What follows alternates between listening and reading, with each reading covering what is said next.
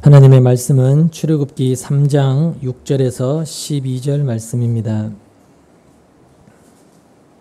출애굽기 3장 6절에서 12절 말씀까지 같이 읽도록 하겠습니다.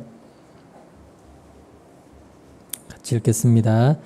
하나님이 또 말씀하셨다. 나는 너의 조상의 하나님, 곧 아브라함의 하나님, 이삭의 하나님, 야곱의 하나님이다. 모세는 하나님을 뵙기가 두려워서 얼굴을 가렸다. 주님께서 다시 말씀하셨다. 나는 이집트에 있는 나의 백성이 고통받는 것을 똑똑히 보았고 또 억압 때문에 괴로워서 부르짖는 소리를 들었다. 그러므로 나는 그들의 고난을 분명히 안다. 이제 내가 내려가서 이집트 사람의 손아귀에서 그들을 구하여 이 땅으로부터 저 아름답고 넓은 땅, 젖과 꿀이 흐르는 땅, 곧 가나안 사람과 헷 사람과 아모리 사람과 브리스 사람과 히위 사람과 여부스 사람이 사는 곳으로 데려가려고 한다. 지금도 이스라엘 자손이 부르짖는 소리가 나에게 들린다. 이집트 사람들이 그들을 학대하는 것도 보인다. 이제 나는 너를 바로에게 보내어 나의 백성 이스라엘 자손을 이집트에서 이끌어내게 하겠다. 모세가 하나님께 아뢰었다. 제가 무엇이라고 감히 바로에게 가서 이스라엘 자손을 이집트에서 이끌어내겠습니까? 하나님이 대답하셨다. 내가 너와 함께 있겠다. 네가 이 백성을 이집트에서 이끌어낸 다음에 너희가 이 산 위에서 하나님을 예배하게 될 때에 그것이 바로 내가 너를 보냈다는 징표가 될 것이다. 아멘. 기도하겠습니다. 하나님 아버지, 하나님께서 이스라엘 백성들을 어떻게 인도하셨는가를 말씀을 통해서 배워가는 중에 있습니다. 이스라엘을 인도하신 그 하나님이 우리를 또한 어떻게 인도하고 계신가 하는 것을 알게 하셔서 우리의 모든 삶을 하나님께 맡겨두는 저희가 되도록 말씀을 통하여 믿음을 저희들에게 더하여 주시옵소서. 예수님의 이름으로 기도하옵나이다. 아멘. 모세는 이드로의 양떼를 치면서 40년을 지내다가 호렙산에서 하나님을 경험하게 됩니다. 모세가 하나님을 경험한 일은 신비롭다라고 할 수 있습니다. 하나님이 떨기나무를 태우지 않는 불꽃으로 나타나신 것이나 모세를 부르셔서 사명을 주신 것도 우리에게는 특별한 경험으로 다가옵니다. 그래서 대개 기독교인들은 모세와 같은 이런 특별한 경험을 하고 싶어 합니다. 기적이라고도 할 수 있는 어떤 신비한 사건이나 아니면 모세처럼 하나님이 꿈에서라도 나타나셔서 직접 내 이름을 한번 불러주시면 더 확신을 가지고 살아갈 수 있을 것 같은 그런 환상에 빠지기도 하죠. 그런데 과연 하나님이 나타나셔서 만나주시고 내 이름을 부르시며 사명을 주시는 것이 생각처럼 환상적인 경험이라고 할 수 있을까요? 만약에 하나님이 여러분의 이름을 부르시고 한 번도 가보지 못한 아프리카 오지로 가서 아니면 북한으로 가서 복음을 전하라고 하신다면 지금 당장 모든 걸 버리고 말씀에 순종할 수 있다라고 여러분 생각하시겠습니까? 아마 갈 수 없는 이유를 하나님 앞에 구구절절 만들어내기 바쁠 것입니다. 왜냐하면 인간이란 존재는 언제나 자기중심적으로 움직이는 존재이기 때문입니다. 결국 신비한 체험으로 하나님을 만나고 싶어하고 음성을 듣고 싶어하는 것도 결국은 자신이 하나님과 특별한 관계에 있음을 확인하고 그것을 자부심으로 삼고자 하는 헛된 인간의 욕망일 뿐이라는 것이죠. 하지만 하나님이 모세를 이렇게 찾아오셔서 만나시고 그의 이름을 부르시고 그에게 사명을 주시는 것은 단순히 모세가 하나님을 만나는 특별한 경험이 아니라 모세의 인생을 하나님이 주도하신다라는 뜻입니다. 그래서 처음부터 하나님은 모세의 인생을 모세의 것으로 인정하지 않으시고 하나님을 위해 존재하는 인생으로 여기시는 것입니다. 그렇기 때문에 하나님은 모세에게 애굽으로 갈래 말래라고 그의 의견을 물으시는 것이 아니라 일방적으로 가라라고 명령하시는 것입니다. 그래서 모세가 제가 무엇이라고 감히 바로에게 간단 말입니까? 라며 자신은 도저히 애굽으로 갈 수 없음을 설명하고 변명을 해도 하나님은 내가 너와 함께 있겠다. 반드시 너와 함께 있겠다라는 하나님의 어떤 강력한 의지를 표명하시면서 모세의 인생을 주도해 가신다는 것입니다. 그런데 이것이 모세가 하나님을 만난 경험이라면 우리 또한 이 하나님의 말씀인 성경을 통해서 얼마든지 하나님을 만나는 경험은 가능하다라는 것이죠. 비록 모세가 본 타지 않는 떨기나무를 보지는 못해도 모세의 경험을 통해서 도대체 하나님이라는 분은 누구신지를 우리는 알게 되는 것이고, 모세를 부르시고 애굽으로 보내시는 그런 장면들을 통해서 동일하게 지금 내 인생의 주도권이 내가 쥐고 있는 것이 아니라 하나님께 있음을 깨닫게 되므로 하나님을 경험하고 친히 만나게 되는 것입니다. 이것이 신자가 경험하는 이 말씀의 세계이며, 이러한 경험을 통해서 하나님을 향한 알미, 신자 안에 더욱더 풍성해져 가는 것입니다. 그러므로 우리가 성경을 보면서 분명하게 확인해야 될 사실 가운데 하나는 세상의 모든 일을 하나님께서 주도하신다라는 사실입니다. 그리고 하나님이 세상의 모든 일을 주도하신다라는 것은 그 하나님이 주도하시는 일 속에 우리 인생도 다 포함되어 있다라는 뜻이 됩니다. 물론 기독교인이라면 이 세상 일을 포함해서 만물을 하나님이 다스리고 주도하신다라는 이 사실에 대해서 부인할 사람은 없을 겁니다. 적어도 기독교인이라면. 하지만 문제는 하나님이 내 인생을 주도하신다라는 것은 믿는데 그것이 무엇을 의미하는지를 모른다는 것입니다.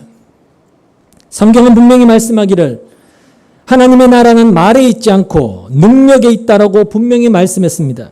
따라서 믿음은 말이 아니고 반드시 능력으로 나타나기에 하나님이 세상 만물을 주도하시고 또 나의 인생도 하나님께서 주도하신다라는 걸 내가 믿는다면 그 믿음은 반드시 항상 능력을 발휘해서 하나님이 나를 주도하시는 그런 일 앞에서 내가 가지고 내가 품고 있는 내 생각, 내 뜻을 내려놓는 것으로 나타나게 되어 있습니다. 그게 믿음이 하는 일입니다. 믿음이 그런 결과를 만들어낸다는 것이죠. 하나님이 주도하시는 하나님의 일하심 앞에 내 뜻을 내려놓는 것, 그게 믿음의 능력이라는 것이죠. 그걸 자기 부인이라고 이야기하는 겁니다. 그러니까 하나님께서 내 인생을 주도하신다라는 것을 나는 믿습니다. 이렇게 이야기하면서도 하나님이 내가 원하고 뜻하고 계획하고 목적한 것을 이루도록 도와주시기를 바란다라는 것은 하나님이 내 인생을 주도하신다는 것을 말로만 믿는 것일 뿐입니다. 말만 그렇게 하는 것이지 하나님께서 이 세상 모든 만물과 나의 인생을 당신의 뜻 가운데 주도하신다라는 것을 사실은 믿지 않는 것과 같은 것이라 할 수 있다는 것이죠. 보십시오. 하나님께서 모세를 찾아오셨습니다. 그건 모세의 뜻과 아무 상관이 없이 하나님께서 모세에게 뜻을 세우시고 찾아오신 것입니다. 하나님의 목적, 모세를 향한 목적이 있단 말이죠.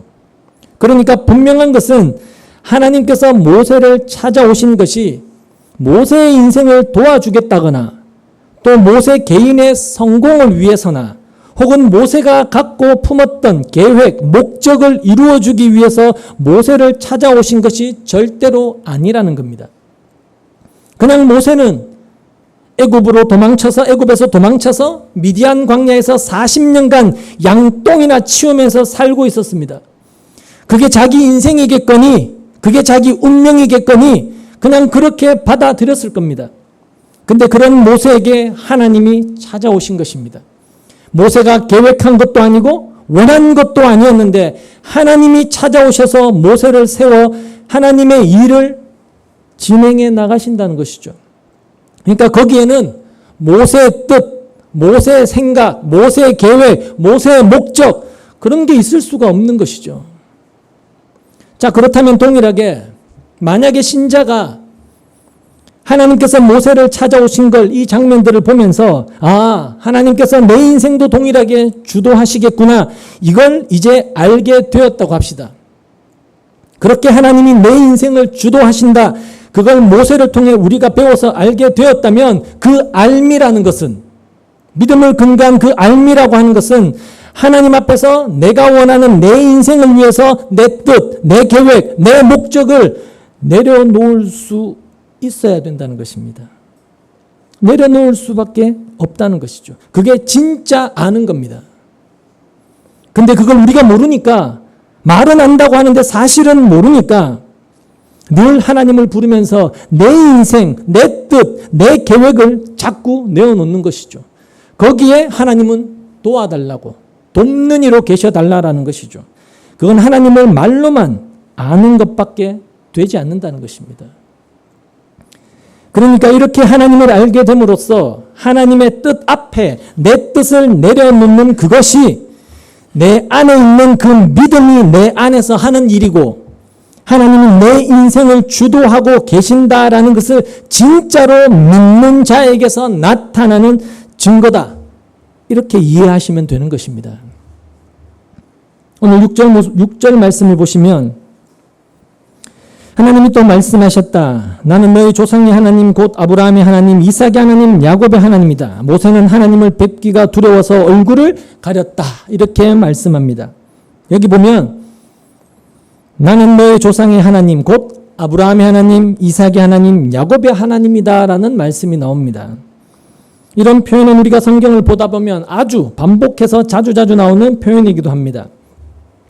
근데 아브라함, 이삭, 야곱 서로 다른 사람입니다. 서로 다른데 하나님은 동일한 분이라는 겁니다. 아브라함의 하나님, 이삭의 하나님, 야곱의 하나님이라고 하면서 동일한 분으로 말씀을 하십니다. 우리가 알다시피 아브라함의 아들이 이삭이고 그 손자가 야곱이죠. 혈연 관계로 하면 가족입니다. 그런데 한 가족이라고 해서 생각도 같고 뜻도 같고 목적도 같고 추구하는 바도 같고 살아가는 방식도 같고 그럴 수 있습니까? 그럴 수 없습니다. 다 다릅니다. 한 배에서 난 쌍둥이라 할지라도 생각도 다르고 스타일도 다르고 추구하는 것도 싹 다 다릅니다.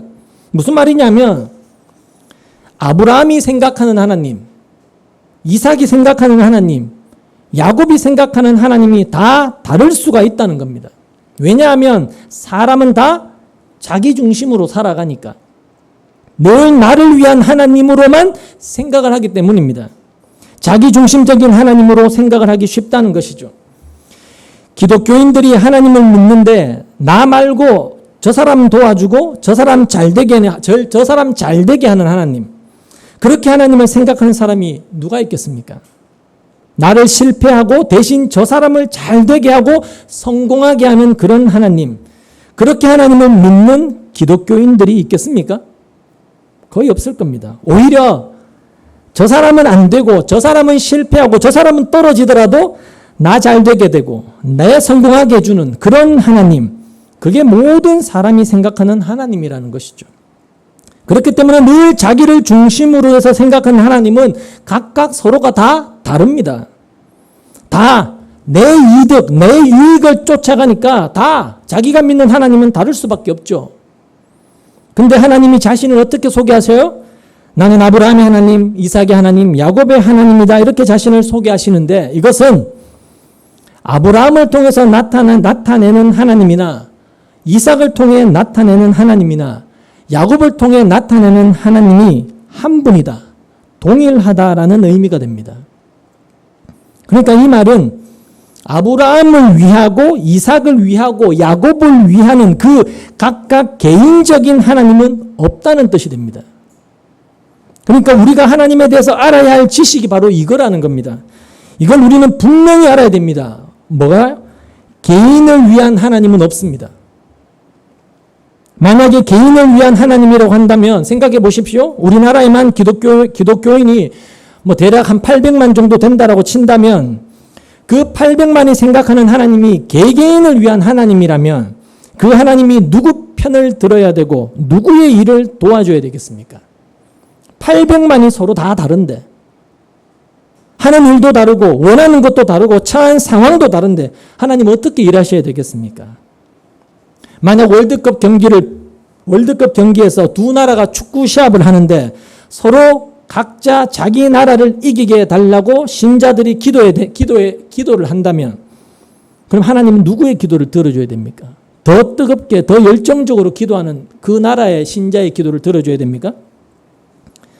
그러니 개인적인 하나님은 없다는 겁니다.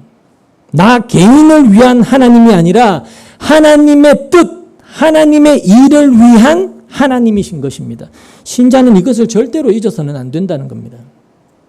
만약에 나 개인을 위한 하나님이라고 한다면 그것은 수호신일 뿐입니다. 수호신. 그걸 가리켜 우상이라고 하죠. 우상. 그러니까 우상은 다른 게 아니라 나를 위해 존재하는 신이 우상입니다. 내가 그분을 위해 존재하는 것이 아니라 그분이 날 위해 존재하는 걸 우상이라고 해요. 하나님을 그런 하나님으로 믿고 있다면 이름만 하나님이지 그건 우상을 섬기고 있는 것뿐이라는 걸 아셔야 됩니다. 근데 하나님은 자신을 아브라함의 하나님이고 이삭의 하나님이고 야곱의 하나님으로 소개하신다는 것이죠. 이것은 뭘 말하느냐 하면 아브라함에게 나타나신 이후로 하나님은 지금까지 누구 개인을 위해서 개인이 잘되게 하기 위해서 일한 적이 없다는 것입니다. 우리가 알다시피 하나님이 아브라함을 아브라함 되게 하셨습니다. 그렇죠? 아브라함이 하나님께 하나님 나 이름 별로니까 이름 좀 바꿔주세요. 이렇게 요구한 적이 있나요? 요구한 적이 없습니다. 아브라함은 그런 생각도 없고 또 아브라함이라는 이름도 아브라함은 상상한 적도 없습니다. 계명을 바라고 하나님께 소원해서 기도한 적도 없단 말입니다. 단순히 순전히 하나님이 아브라함을 아브라함으로 바꾸신 것입니다. 즉 아브라함 되게 하시겠다라는 것이죠. 열국의 아버지라는 한 가정의 아버지에서 많은 사람들의 조상, 아버지가 되게 하시겠다라는 것입니다. 그럼 아브라함을 아브라함 되게 한다는 것은 누구를 위한 일일까요? 아브라함을 아브라함 되게 한다는 것을 아브라함을 위한 걸까요? 아닙니다. 그 일은 아브라함을 위해서가 아니라 하나님의 약속을 위해서, 즉 하나님의 언약의 성취를 위해서 일하셨던 것입니다. 하나님이 하신 그 말씀을 이루기 위해서 아브라함을 아브라함 되게 하시는 것입니다. 그러니 아브라함에게 이삭을 주신 것도 아브라함을 위해서가 아니라는 겁니다. 아브라함을 위해서 아들을 주신 것이라면 여러분 먼저 낳은 이스마엘을 약속의 씨로 언약의 후손으로 하나님이 그냥 인정해 줘버리면 그만입니다. 이삭 전에 먼저 이스마엘이라는 아들이 있었으니까. 근데 하나님은 이스마엘은 약속의 아들로 인정하시지 않고 하나님이 주신 이삭을 약속의 아들로 인정하셨다는 것이죠. 이것도 역시 뭘 이야기하느냐면 이삭을 주신 이유도 아브라함을 위해서가 아니라 하나님의 약속, 그 언약을 위한 것이었다는 겁니다. 하나님이 얼마나 신실하신 분이신가를 나타내 보여주시기 위해서 이삭을 주셨던 것입니다. 그분이 뱉은 그 말에 대해서 그분은 반드시 지키고 책임지는 분이다라는 걸 보여주셨던 것이죠. 이것도 역시 뭘 이야기하느냐? 바로 하나님을 위해서 하나님은 일하신다는 것입니다. 야곱도 마찬가지죠. 야곱도 아브라함과 같이 이름이 야곱에서 이스라엘로 바뀌었죠. 마찬가지로 야곱도 아브라함과 똑같이 이름을 바꿔달라고 하나님께 기도한 것도 아니고 또 바꾸고 싶은 강한 욕망이 그에게 일어났던 것도 아닙니다. 하나님이 일방적으로 야곱에서 이스라엘로 바꾸신 것이죠. 그리고 야곱은 무엇보다 얼마나 욕심으로 가득 찬 그런 인간이었지 않습니까? 그런 야곱을 하나님이 야곱에서 이스라엘로, 하나님이 어떤 분인가를 아는 이스라엘로, 하나님을 경험한 이스라엘로 하나님이 바꾸어 내신 것입니다. 이처럼 아브라함과 이삭과 야곱에게 나타난 하나님은 어느 한 사람 개인을 위해서 일하시는 분이 아니었고 하나님의 약속을 이루기 위해서, 약속대로 실행하기 위해서 일하신 바로 그런 분이었다라는 것이 성경을 통해서 드러내고 계시는 하나님이시라는 것입니다. 그러니 우리는 아브라함의 하나님, 이삭의 하나님, 야곱의 하나님이라는 이런 표현에서 바로 그런 하나님을 볼 수 있는 것이죠. 바로 그 하나님께서 아브라함과 이삭과 야곱을 다스리고 주관하셨다는 것입니다. 주도하셨다는 것이죠. 따라서 그 하나님이 모세에게 나는 너의 조상 아브라함의 하나님, 이삭의 하나님, 야곱의 하나님이다 이렇게 말씀하신 것도 동일한 의미로서 모세야, 내가 아브라함과 이삭과 야곱을 그렇게 다스리고 주도했던 것처럼 너도 그렇게 내가 주도하고 다스리면서 나의 언약을 이루겠다라는 하나님의 의지가 들어가 있는 것입니다. 내가 너를 그렇게 이끌어 가겠다라는 것이죠. 여러분, 그게 하나님의 의도라면, 하나님이 가지고 계신 의지라면 지금 모세는 걱정할 필요가 있을까요? 불안해하고 염려할 이유가 있을까요? 없는 겁니다. 없는 거. 그럴 이유가 없죠. 하나님이 정말로 누구신지를 안다면 그 하나님께서 이끌어 가시고 하나님이 일하셔서 하나님이 약속하신 것을 이루어내시겠다라고 하시는데 걱정할 게 뭐가 있습니까? 아브라함을 아브라함 되게 하신 그 하나님, 약속대로 이삭을 허락하신 하나님, 야곱을 이스라엘 되게 하신 하나님, 그들을 그렇게 만들어내신 그 하나님이 너와 함께하고 너를 인도하겠다 이렇게 말씀하시는데 모세가 걱정하고 염려할 게 도대체 뭐가 있겠습니까? 그러니까 신자는 하나님을 생각할 때 하나님이 일하신다라는 것을 절대로 잊어서는 안 됩니다. 하나님께서 일하신다. 그런데 하나님이 일하신다 이렇게 이야기하면 항상 우리 안에 드는 생각이 뭐라고 했나요? 그럼 우리가 할 일은 없단 말입니까? 이런 생각.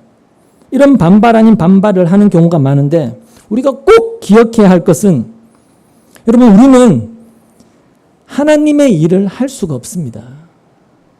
하나님의 일은 하나님만 하실 수 있습니다. 우리가 할 수 있는데 하나님이 하지 마라 이렇게 이야기하시는 게 아닙니다. 본질적으로 인간은 하나님의 일을 할 수 있는 재능도 자질도 아무 실력도 없는 존재입니다. 하나님의 일을 할 수 없는 그런 쓸모없는 우리에게 하나님의 일을 해라.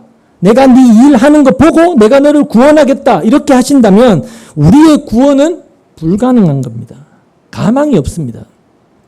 그러니까 하나님의 일을 내가 할 수 없다. 이걸 안다면 우리에게 하나님의 일을 맡기지 않으셨다라는 것이 얼마나 우리에게 큰 다행이고 얼마나 감사하냐 이렇게 생각할 수 있어야 되는 것이지 그럼 우리가 할 건 아무것도 없단 말입니까? 아무것도 안 하고 놀고 먹어도 되겠네요? 이럴 수는 없다는 겁니다. 아까 이스마엘을 잠시 언급했지만 아브라함에게 있어서 이스마엘은 뭘 보여주느냐면 하나님이 아브라함이 자기 힘과 능력을 가지고 하나님의 일을 하려고 했던 즉 하나님의 언약 그 약속을 성취하려고 했던 증거가 바로 이스마엘이었습니다. 창세기 때 말씀드렸죠. 아브라함이 하나님의 약속 하나님이 하셔야 될 그 일을 자기 힘으로 이루어내려고 했던 것이 이스마엘이었던 것입니다. 하나님이 아들을 약속하셨는데 약속의 씨를 허락하셨는데 이제 사라에게서는 더 이상 아들을 기대할 수 없게 된 겁니다. 생물학적으로 따져도 자기도 그렇고 자기 아내 사라도 그렇고 도저히 불가능한 처지가 되었기 때문이죠. 그래서 사라를 대신해서 여종 하갈을 통해서 아들을 낳았던 것입니다. 하나님의 약속, 하나님의 말씀을 자기가 어떻게 해서든지 이루어 보겠다고 했던 것이죠. 그러니까 아브라함은 어떻게든 아들만 낳으면 하나님의 약속대로 된 것 아니냐, 약속이 성취된 것 아니냐 그렇게 생각을 했던 겁니다. 그런데 하나님은 그렇게 낳은 이스마엘을 언약의 아들로 인정하시나요? 인정하지 않으시죠. 그건 뭘 의미할까요? 하나님의 약속은 하나님이 이루신다는 것입니다. 그리고는 때가 되어 아브라함과 사라로서는 도저히 불가능한 그때 이삭을 허락하심으로써 말씀대로 하나님의 약속, 하나님의 일은 하나님이 하신다라는 것을 이삭을 통해 아브라함에게 확인시키셨던 것입니다. 그것이 이삭이라는 그 아이가 담고 있는 증거입니다. 표징이었던 것이죠. 그래서 아브라함은 이삭을 볼 때마다 늘 그런 생각을 했던 겁니다. 하나님의 일은 하나님이 하신다. 하나님이 하시는 것이구나. 그걸 아브라함이 알았기 때문에 100세에 낳은 이삭을 바쳐라 라고 하셨을 때 그 말씀에 기꺼이 순종할 수 있었던 것입니다. 하나님의 일은 반드시 하나님이 이루신다라는 걸 알았기 때문에 설사 죽이신다 하더라도 또다시 살려내실 걸 그는 믿었던 것이죠. 이것이 성경에 흐르고 있는 아주 중요한 사상이고, 예수님이 세상에 오신 것도 바로 그 하나님이 약속하신 그 구원은 하나님이 이루신다, 이걸 드러내시는 하나의 강력한 사건이었던 것입니다. 하나님이 구원을 이루신다. 하지만 이렇게 하나님이 일하신다, 하나님이 이루신다라는 것을 우리가 생각할 때 당연한 말이기 때문에 크게 중요하지 않은 것으로 생각을 할 수 있는데, 하나님이 일하시고 하나님이 이루신다라는 이러한 사상은 성경의 가장 중심되는 사상이란 걸 꼭 기억하셔야 됩니다. 그래서 우리가 성경을 볼 때 늘 거기에 우리의 시선과 우리의 관점을 집중해서 봐야지만 성경을 좀 제대로 보게 될 수가 있다는 것이죠. 하나님의 일은 하나님이 이루신다는 것입니다. 하지만 지금 모세를 보시면 모세는 하나님께서 하라고 하신 이 일을 자기가 해내야 될 것으로 생각하고 있습니다. 내가 해내야 된다라고 생각을 하고 있습니다. 10절 말씀을 보시면, 이제 나는 너를 바로에게 보내어 나의 백성 이스라엘 자손을 이집트에서 이끌어내게 하겠다. 이렇게 하나님께서 모세에게 너는 가서 이스라엘 자손을 애굽에서 인도해내라, 이렇게 말하니까 당장 모세의 반응이 뭐죠? 11절에 나오죠. 모세가 하나님께 아뢰었다. 제가 무엇이라고 감히 바로에게 가서 이스라엘 자손을 이집트에서 이끌어내겠습니까? 제가 뭐라고, 내가 누구라고 감히 간단 말입니까? 이렇게 이야기하죠. 모세가 지금 왜 이런 반응을 보이는 걸까요? 모세는 지금 이스라엘 자손을 애굽에서 인도해내야 되는 그 일을 자기가 해야 되는 일로, 나한테 그 일을 맡기시는구나, 그렇게 이해했던 것입니다. 그렇게 받아들였던 겁니다. 근데 10절을 보시면 나의 백성 이스라엘 자손을 이집트에서 이끌어내라, 이렇게 말씀하신 것이 아니고 뭐라고 하시나요? 이끌어내게 하겠다, 이렇게 말씀하신다는 겁니다. 이끌어내게 하겠다. 여러분, 성경에 이런 표현들이 아주 많이 나오는데 한 구절만 보면 창세기 17장 2절 말씀을 한번 찾아보시죠.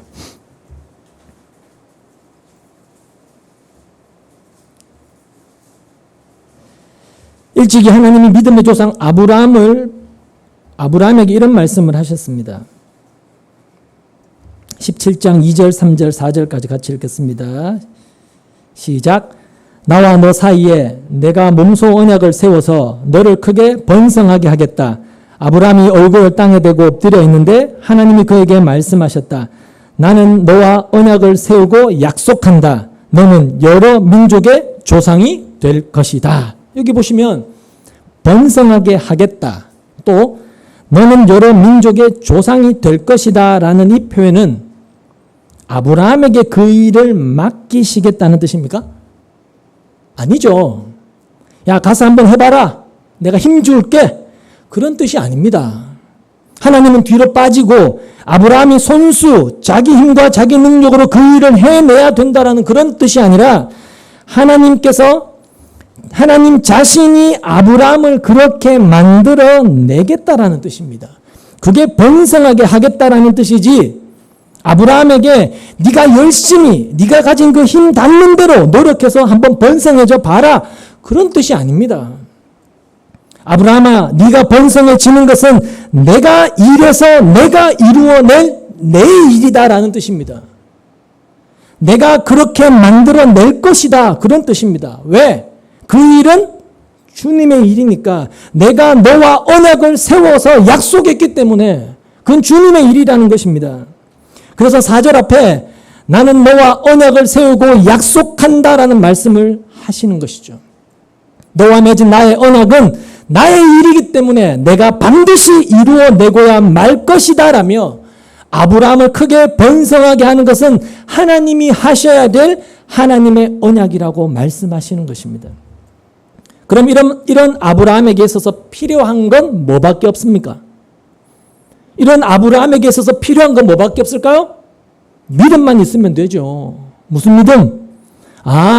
하나님의 언약은 하나님이 이루시는 거구나, 하나님이 일하시는 거구나, 이걸 믿으면 되는 것이죠.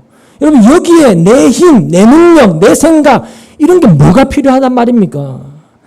되게 하겠다, 될 것이다 하셨으면 되겠구나. 되게 하시겠구나. 이걸 믿으면 되죠. 뭘 근거해서? 그분이 누구신지를 근거해서요. 그분이 누구신지가 내 안에 명확하지 않으니까 아무리 이런 말을 해도 이게 믿어지지 않는 거예요.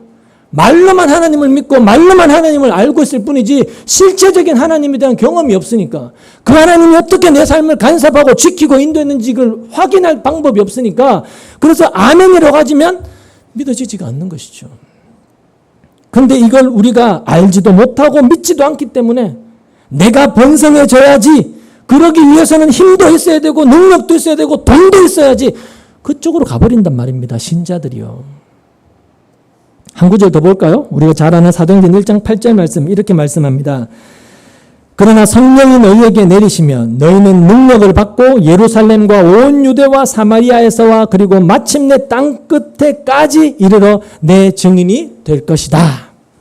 이 구절도 사람들이 쉽게 놓치고 있는 것이 뭐냐면 성령이 임하시면, 즉 성령이 내리시면이라는 이 구절을 쉽게 지나쳐 버린다는 겁니다.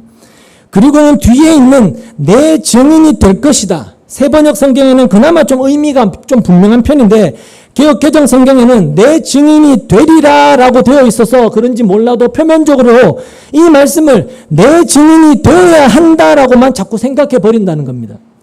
하지만 이 말은 보시다시피 성령이 임하시면, 그러니까 성령을 받으면 권능을 받아서 증인이 된다라는 뜻입니다.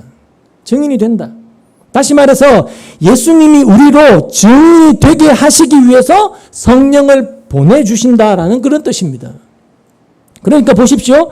증인이 되는 그 일에 있어서, 예수님의 증인이 되는 그 일에 있어서 인간이 해야 될 일은, 인간 스스로가 되어야 될 일은 있나요, 없나요? 아무것도 없는 겁니다. 있습니까? 없잖아요. 예수님을 증언하는 증인이 되는 그 일에 있어서 지금 여기에서 인간이 해야 될, 인간 스스로가 되어야 될 일이 있나요? 없습니다. 그저 성령이 오셔서, 내려오셔서 내가 권능을 받으면 자연히 증인이 되어진다는 것이죠. 그렇게 해서 성령을 받은 신자는 그럼 어떻게 해야 돼요? 증인으로 살아가면 되는 것이죠. 하지만 여기서 우리가 기억해야 하는 것은, 여러분, 사람이 신자라 하면서 성령을 받지 못하면 예수님을 위한 증인이 아니고 자기 자신을 위한 증인으로 살아간다는 겁니다. 여러분, 청문회에 나온 증인들 보십시오. 누구를 위해 증언하나요? 다 자기 살라고 자기를 위해서 증언하잖아요. 그래서 알면서도 모른다 하면서 다 그렇게 자기 유익을 위해서 그렇게 증언하죠. 하지만 성경이 말하는 증인은 예수님을 증언하는 증인입니다.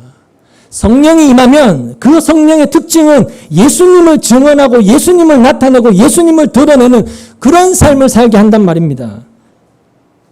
그리고 예수님을 증언한다라고 하는 것은 나에게 심지어 어떤 불이익이나 어떤 해로움이 닥쳐진다 할지라도 예수가 누구신가를 드러내는 일을 나는 결코 멈추지 않겠다라는 것을 의미하죠.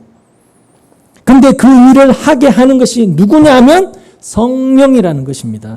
성령을 받으니까 내 불이익, 내 손해, 내 해로운 것, 이런 것 전혀 상관없이 그저 주님만 증거하고 드러내겠다라는 그 길로 가게 되어진다는 것이죠. 그러니까 성령을 받지 않고는 여러분 절대로 예수님의 증인이 될 수 없습니다. 자기 증인밖에 안 돼요. 자기 증인. 내가 받은 걸 남에게 드러내고 과시하고 나타낸 자기 증인밖에 안 됩니다. 겉으로는 그런 것처럼 보이지만, 성령 받은 것처럼 보이지만 사실은 자기를 증언하는, 예수를 증언하는 척하면서 자기를 증언하고 드러내는 그런 사람일 뿐이라는 것이죠. 그러니까 성령을 받는다는 것은 다른 말로 하면 내 온 마음, 내 마음이 예수님께 붙들렸다는 것을 의미하는 것입니다. 성령을 통해서 예수가 누구인지를, 진리의 영이신 성령을 통해서 예수가 어떤 분이신지를 내가 깨닫게 되기 때문인 것이죠. 그분에게 사로잡혀 버리는 거예요. 나 같은 죄인을 위해서 십자가에 피 흘려 죽으신 그 예수, 그 은혜를 내가 알고 깨닫게 되었을 때, 머리가 아니라 실제로 알게 되었을 때 그 은혜에 내 모든 것들이 완전히 사로잡혀 버리는 겁니다. 붙들려 버리는 것이죠. 그러니까 그 은혜가 말이 아니라 그 은혜가 너무 크니까, 측량할 수 없으니까 그리고 그 주님이 너무 귀하고 너무 감사하고 너무 사랑스러우니까 내가 어떤 일을 당한다 할지라도, 내가 이 땅에서 어떤 손해를 감수한다 할지라도 주님을 증언하는 길로 나는 간다. 그래서 그 은혜를 깨달은 사도들, 사도 바울을 비롯한 모든 사도들이 그렇게 자신의 목숨을 초계같이 버렸던 것 아닙니까? 그렇기 때문에 누군가가 예수님의 증인으로 산다면, 사도 바울처럼 예수님에게 사로잡혀서 십자가의 은혜만 증언하면서 산다면, 그건 자기 열심, 자기 의지, 자기 결단, 자기 믿음이 아니고 그 사람을 주도하고 다스리는 성령 하나님에 의해서 되어진 하나님이 일하신 결과일 뿐이라는 걸 아셔야 돼요. 바울이 이걸 알았기 때문에 그가 한평생 고백했던 게 뭡니까? 나는 주님 앞에 무익한 종입니다. 마땅히 행해야 될 바를 행했을 뿐입니다. 그렇게 자신에 대해서 고백했던 것입니다. 주님이 일하신 결과니까 자신은 무익한 종이라고 고백할 수밖에 없는 것이죠. 내가 했는데, 내가 이렇게 수고했는데, 내가 이렇게 열심히 했는데, 내가 이런 결과를 낳았는데 안 알아주네. 이런 게 없단 말입니다. 그게 신자만이 가질 수 있는 하나님을 알고, 그래서 하나님을 믿는 그 믿음에서 나오게 되는 겸손인 것입니다. 지난 수요일에 말씀드렸던 것처럼 그게 겸손인 겁니다. 이어서 본문 12절을 보시죠. 하나님이 대답하셨다. 내가 너와 함께 있겠다. 네가 이 백성을 이집트에서 이끌어낸 다음에 너희가 이 산 위에서 하나님을 예배하게 될 때에 그것이 바로 내가 너를 보냈다는 징표가 될 것이다. 여기 보시면 내가 너와 함께 있겠다라고 말씀하시는데, 개역성경에서는 내가 반드시 너와 함께 있으리라 이렇게 되어 있습니다. 사람들은, 저와 여러분도 포함됩니다, 이런 구절들을 굉장히 좋아합니다. 근데 좋아하는 이유는 분명하죠. 뻔합니다. 하나님이 나와 함께 하신다라는 것을, 나를 도와주시고 나에게 힘을 주시고 내가 원하는 대로 이루어 주신다, 그렇게 생각하기 때문에 이런 구절들을 좋아하는 것이 대부분일 겁니다. 근데 그렇게 앞에서 언급했듯이 개인을 위해서 존재하는 그런 하나님은 성경이 계시하는 하나님이 아니라고 이미 말씀을 드렸고 동의가 되신다면, 따라서 하나님이 함께 하신다라는 것도 전혀 그런 뜻이 아니라는 것을 우리는 알아야 됩니다. 하나님께서 모세와 함께 하신다라는 것은 이스라엘을 애굽에서 인도하여 내는 일은 모세의 자기 힘과 능력으로 이루어야 될 일이 아니고 하나님이 이루시는 하나님의 일, 하나님의 일이니까 하나님이 당연히 모세와 함께 하시겠다라는 뜻입니다. 하나님의 일이니까. 그래서 내가 반드시 너와 함께 있겠다 이렇게 말씀하시는 것도 네가 힘이 있고 없고 이걸 왜 생각하느냐, 그런 뜻이 되는 것이죠. 내가 너와 함께 할 건데 저는 힘이 없습니다, 이걸 네가 왜 걱정하느냐라는 것입니다. 그죠? 내 일인데 내가 할 건데 왜 네가 힘이 있고 능력이 있고 그걸 왜 염려하고 걱정하고 불안해하느냐라는 것이죠. 그러니까 자신을 보지 말고 너와 함께 하나님의 일을 이루시는 그 하나님을 믿으라는 뜻인 겁니다. 그렇죠? 이어서 12절을 계속 보시면 내가 이 백성을 이집트에서 이끌어낸 다음에 너희가 이 산 위에서 하나님을 예배하게 될 것이다 이렇게 되어 있습니다. 모세가 이스라엘을 이집트에서 이끌어낸 다음에 그들이 호렙산에서 하나님을 섬기게 된다는 그런 뜻입니다. 이 약속은 출애굽기 19장에 가보시면 이 일이 이렇게 성취가 되죠. 출애굽기 19장을 한번 가보실까요? 19장 1절 2절을 보시면 이렇게 말씀합니다.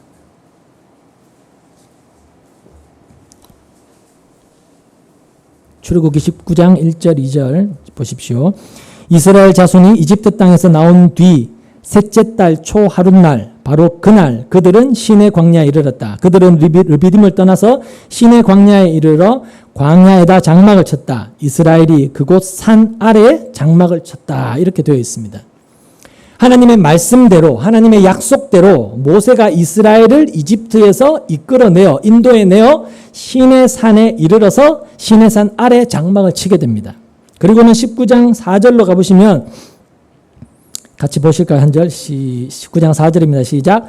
너희는 내가 이집트 사람에게 한 일을 보았고 또 어미 독수리가 그 날개로 새끼를 업어 나르듯이 내가 너희를 인도하여 나에게로 데려온 것도 보았다라고 이렇게 되어 있습니다.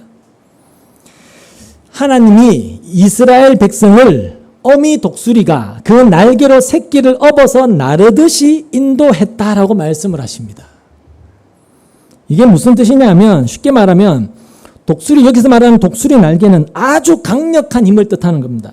아주 강력한 힘을 뜻하는데 그 강한 힘으로 하나님이 이스라엘을 붙들어서 여기까지 인도했다라는 뜻입니다. 그러니까 이것은 무엇을 의미하느냐면 이스라엘은 하나님의 인도하심에서 벗어날 수가 없다는 것을 의미합니다. 어미 독수리가 그 새끼를, 그 날개로 새끼를 업어버렸기 때문에 그 날개에서 새끼는 스스로 내려오지 못한다는 것입니다. 어미 독수리의 날개에 업힌 채로 어미 독수리의 의도대로 새끼 독수리는 인도될 수밖에 없다라는 것이죠. 여러분 이게 좋으신지 모르겠지만 그런 뜻입니다. 그러니까 이스라엘은 애굽에서 나오도록 작정이 되어 있는 것이고 이스라엘을 향한 하나님의 작정대로 하나님이 그들을 나오게 하셨다라는 뜻입니다. 이처럼 하나님이 뜻하시고 세우신 그 길로 언약의 백성인 이스라엘을 인도해 가신다면 이스라엘은 당연히 그 길로 이끌려가게 되어 있는 겁니다. 자기들이 아무리 발악해도 그 길에서 벗어날 수가 없는 겁니다. 그래서 하나님께서는 이스라엘을 이집트에서 나오게 하시겠다라는 뜻을 세우셨으면 이스라엘은 이집트에서 나올 수밖에 없는 것입니다. 하나님이 그렇게 약속하셨기 때문에, 정하셨기 때문에 이게 바로 하나님이 택하신 신자들의 운명이라는 겁니다. 그리고 그들을 이렇게 이끌어내어서 하나님은 하나님의 산 호렙에서 신의 산에서 하나님을 예배할 거라고 하시는데 개역 개정에는 섬긴다라고 번역이 되어 있는데 그 섬긴다, 여기서 말하는 예배한다라는 것은 단순히 하나님을 부르면서 구약에서 제사를 지내거나 혹은 지금 교회에 와서 이렇게 예배하는 것을 의미하는 게 아닙니다. 그냥 여기 나와서 그냥 멍하니 앉았다 돌아가고 일요일이니까 나는 교회 와서 예배 찍고 가는 거, 이걸 예배 드린다라고 말하는 게 아닙니다. 여러분 신의 산에서 하나님이 이스라엘 백성에게 주신 게 뭐죠? 율법이죠. 율법. 하나님께서 모세를 산으로 부르신 뒤에 율법을 주셨습니다. 그 율법이 주어진 산, 하나님의 법인 그 율법이 주어진 그 하나님의 산에서 하나님을 섬긴다, 하나님을 예배한다라는 것은 무엇을 의미하느냐면 율법에 의해서 내가, 그 율법 앞에 비추어진 내가 나는 심판받을 죄인임을 깨달아서 하나님 앞으로 나아오는 것을 의미하는 겁니다. 하나님 앞에 자신의 죄인됨을 인정하면서 나아오는 것, 그게 하나님을 섬기는 것이고 그게 하나님을 예배하는 것입니다. 그냥 여기 와서 자리에 앉아있고 돌아가는 게 예배했다고 착각하지 마십시오. 하나님의 율법 앞에, 하나님 앞에 내가 벌거벗은 수치스러운 죄인임을 자각한 자가 여기 나와서 하나님 앞에 자신을 인정하고 그 하나님의 하나님 되심을 고백하고 그 하나님의 은혜를 내가 사모하며 나오는 걸, 그걸 예배라고 하는 겁니다, 여러분. 그러니까 하나님이 이스라엘 백성을 인도하셨듯이 우리를 독수리 날개로 업어서 하나님께로 인도했다라는 것은 나는 하나님 앞에서 벌거벗은 심판받아 죽어야 될 존재임을 깨닫고 하나님 앞으로 나오게 된 것을 의미하는 것입니다. 그게 신자된 저와 여러분에게 정해진 운명이라는 것이죠. 신자는 그 길을 갈 수밖에 없습니다. 그리고 그렇게 하나님께 나아가서 보게 하시는 것이 뭡니까? 하나님 앞으로 나아가서 하나님의 산에 올라가서 하나님을 보여주신 게 뭐죠? 바로 어린 양의 죽음이었지 않습니까? 희생 제물, 우리 레위기 보잖아요. 그죠? 전부 다 그런 거 희생 제물하는 게 제사와 관련된. 그러니까 지금 이 모든 것은 바로 십자가를 보여주고 있는 것입니다. 다시 말해서 신자의 운명은 십자가로 향하게 되어 있다는 것입니다. 십자가로. 그게 신자에게 정해진 운명이라는 것이죠. 근데 우리의 본성이, 죄악된 우리의 본성이 십자가를 향하려고 하던가요? 그렇지 않죠. 우리는 예수님이 십자가에 죽으심으로 감사하다, 나는 구원받았다, 그래서 나는 이제 죽으면 천국 간다, 이런 것만 챙기려고 하지 인간은 본성적으로 그래서 내가 가야 될 길이 십자가다. 이건 외면한다는 것이죠. 그런 우리를 독수리 날개로 업어서 십자가의 길로 가게 하신다는 겁니다. 그게 하나님의 인도하심이라는 것이죠. 그리고 이게 이스라엘의 운명이었다면 언약의 백성된 우리 또한 십자가 아닌 다른 길로는 갈 수가 없게 되어 있는 것입니다. 그렇게 우리는 작정되어져 있습니다. 신자는요. 하나님이 업어서 인도하신다는데 어미 독수리가 새끼 독수리를 날개로 업어서 인도한다는데 우리가 어떻게 우리의 힘으로 하나님의 손에서 벗어날 수가 있겠습니까? 그럴 수 없다는 것이죠.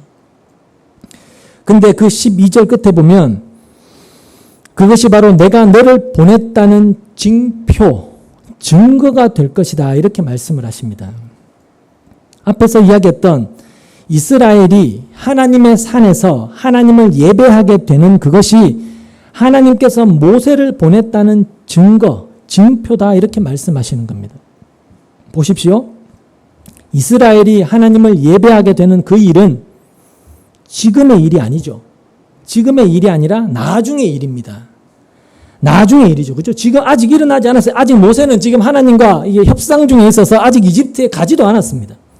그런데도 이스라엘이 이집트에서 이끌림을 받아 나와서 이 하나님의 산에서 하나님을 예배하게 되는 것이 하나님께서 모세를 보낸 증거다.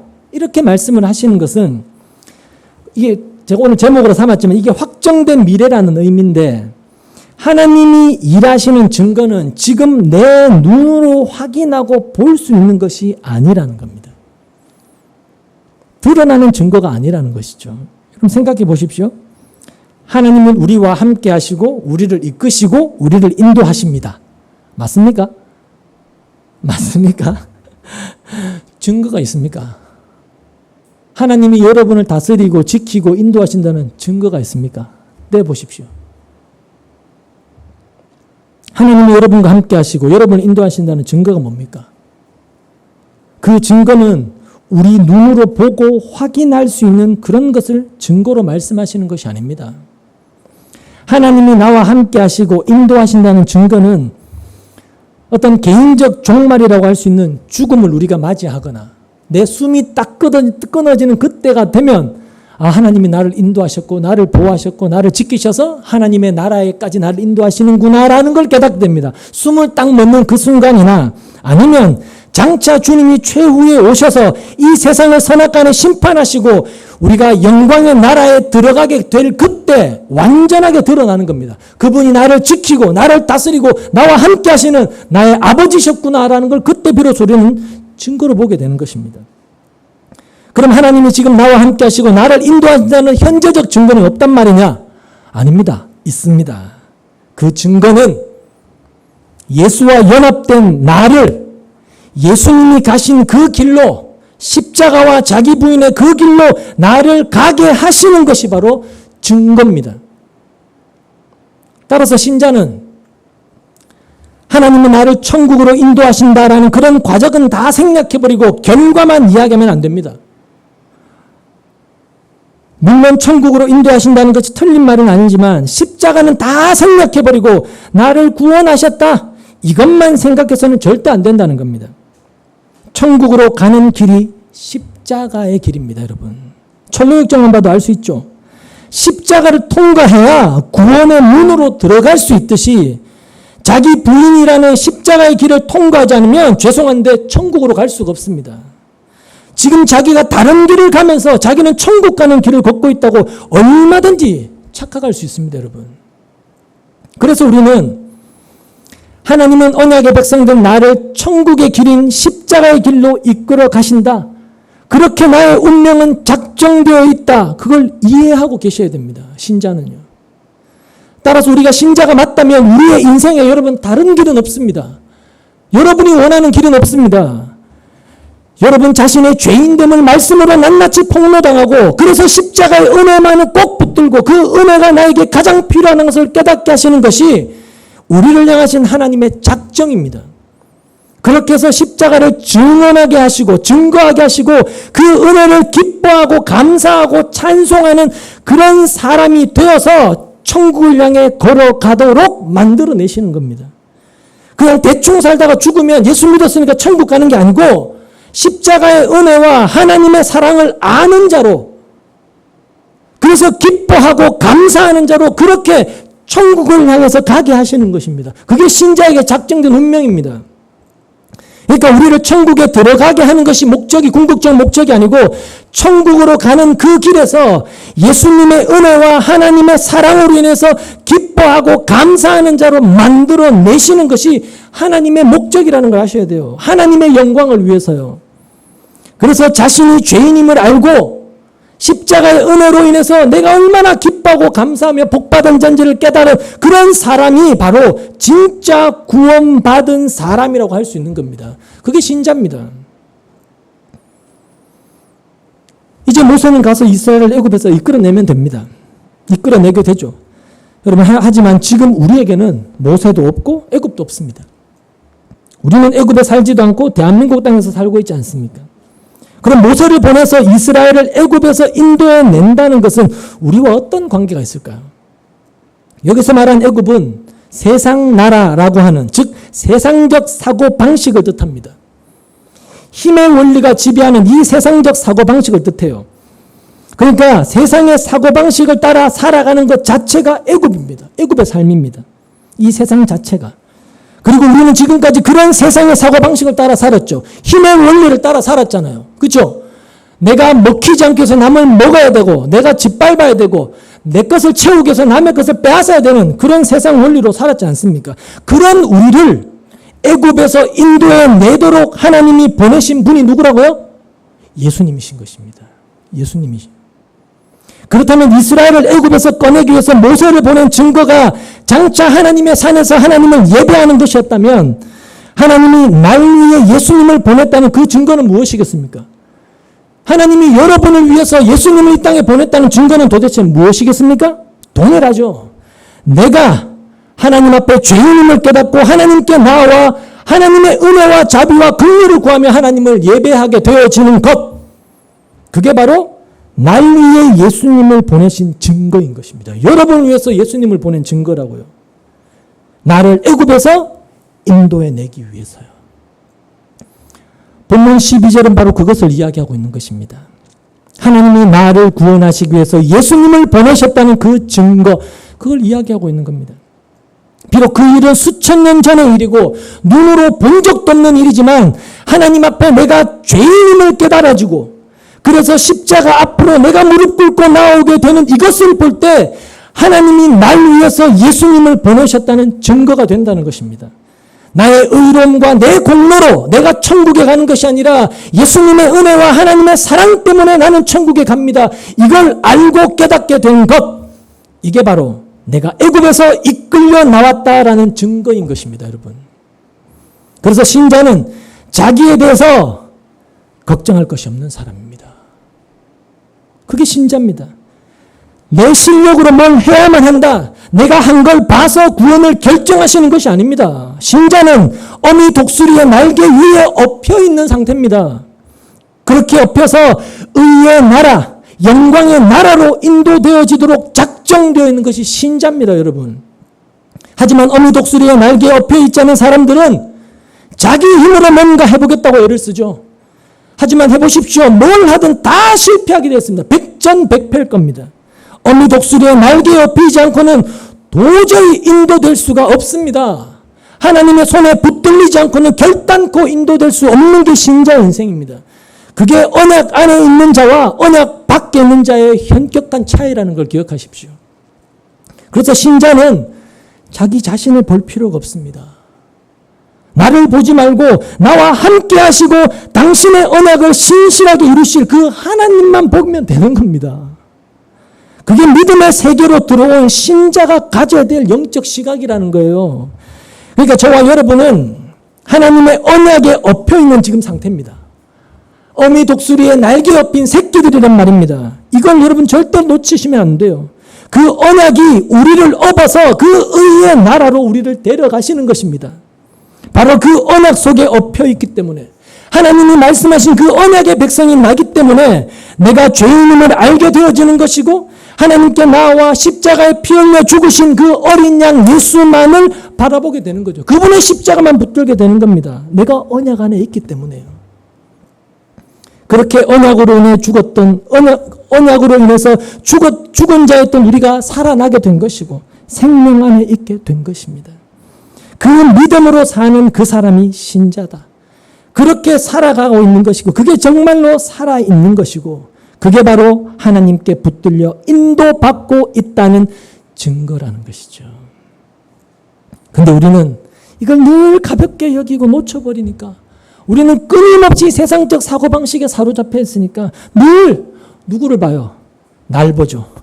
그리고 옆에 있는 사람과 끊임없이 비교하게 되는 것이고, 그래서 나는 이것밖에 안 되는데 이렇게 쓸모없고 병신 같은 나 같은 사람을 하나님이 사랑하실까?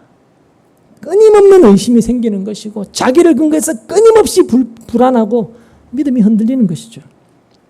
우리는 모세를 보면서 이걸 배워야 됩니다. 하나님이 모세를 보냈지만 모세가 가진 힘을 믿고 보내신 것도 아니고요. 어떤 다른 힘을 모세에게 주신 것도 아니었고 단 하나, 하나님이 함께한다. 오직 그 사실을 말씀하고 있다는 것. 그걸 우리가 주지해야 한다는 것입니다. 분명한 것은 여러분, 모세와 함께하신 하나님이 오늘 우리와도 함께하고 계신다는 사실입니다. 그리고 함께하심의 증거를 절대로 내가 하는 일이 잘 되는 것에서 그 증거를 찾지 마시고, 여러분이 말씀을 통해서 자신의 죄인됨을 자각하면서 알아가면 알아갈수록 내 죄가 더욱더 커지게 느껴지면서 하나님께 더 가까이 은혜만을 더 사모하고 더 사모하는 자로 지어져 가더라. 거기에서 그 증거를 찾으면 되는 겁니다. 예수님을 날 위해 보내주신 그 증거, 주님이 나에게 일하신 그 증거는 다 거기에 있는 것입니다. 내 죄를 알게 되었습니다. 하나님의 그 사랑이 나를 구원에 이르게 하십니다. 그런 고백을 하게 되어지는 것이 바로 하나님께 지금 여러분이 이끌림을 받고 있다는 증거라는 것입니다. 그렇게 우리의 운명은 하나님의 언약 속에 붙들려 있고 작정되어 있기 때문에 나를 볼 이유가 없고 그저 하나님의 이끌어 가심을 바라보는 것, 그게 믿음이라는 것을 기억하시고 그 믿음으로 사는 사람이 진짜 신자다. 그 사실에 우리의 마음을 두고 언제나 주님만 바라보고 하나님이 함께 하심이 여러분에게 든든함이 되고 또 모든 소망과 뜻을 그 하나님의 함께 하심에만 두는 저와 여러분 되시기를 주님의 이름으로 소망합니다. 기도하겠습니다.